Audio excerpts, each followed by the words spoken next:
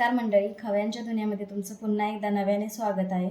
आज आपण बनवणार आहे पाया सूप। तर आपण 4 पाया भाजून कट करून घेतलेले आहेत।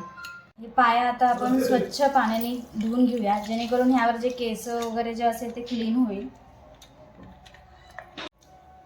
पाया इथं स्वच्छ धुवून घेतलेला आहे। त्याच्या दिवसामध्ये पायाचं सूप गुडघेदुखी, सांधेदुखी आणि कंबरदुखी यासाठी खूप फायदेशीर आहे आणि आपल्याला ह्यातनं कॅल्शियम पण भेटतं। पाया सूपसाठी लागणारं साहित्य आपण इथे घेतलेलं आहे।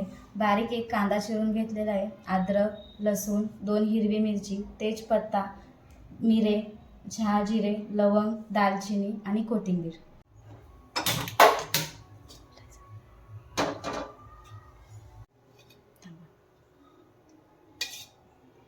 इथं आपण भांडं ठेवलेलं आहे, त्याच्यामध्ये एक साजूक तुपाचा चमचा घालू।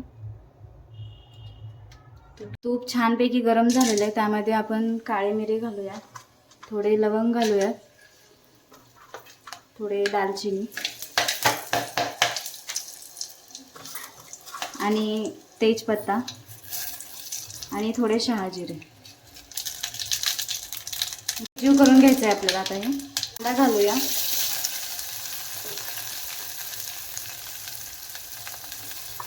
हे छानपैकी आता ब्राऊन होईपर्यंत आपण ह्याला हलवायचं आहे।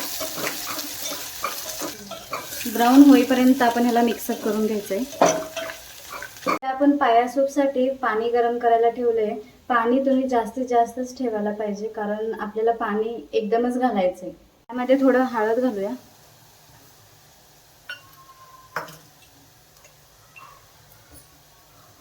थोडं मीठ घालूया।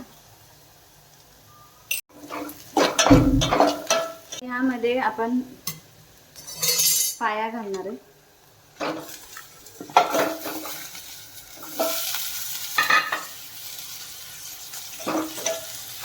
त्याला एकजीव करायचं आहे। हे छानपैकी एकजीव केलेलं आहे। आता ह्याला एक वाफ घेऊयात, झाकून ठेवायचं।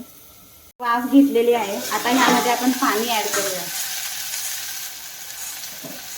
जितकं पाण्याचं प्रमाण सांगितलं होतं तितकं पाण्याचं प्रमाण घ्या, कारण परत पाणी ॲड करता येत नाही।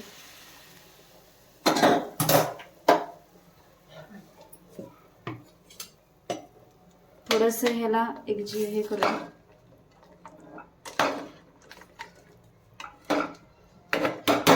आता हे पाणी पूर्ण अर्ध होईपर्यंत ह्याला उकळू द्यायचं आहे, शिजवायचं आहे। पाया सूप आपलं छानपैकी असं तयार झालेलं आहे। यामध्ये आपण थोडीशी कोथिंबीर ॲड करूया।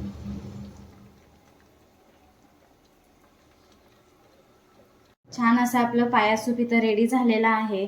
तुम्हाला ही रेसिपी आवडली असेल तर तुम्ही घरी नक्कीच ट्राय करा आणि मला कशी झाली कमेंट करून सांगा।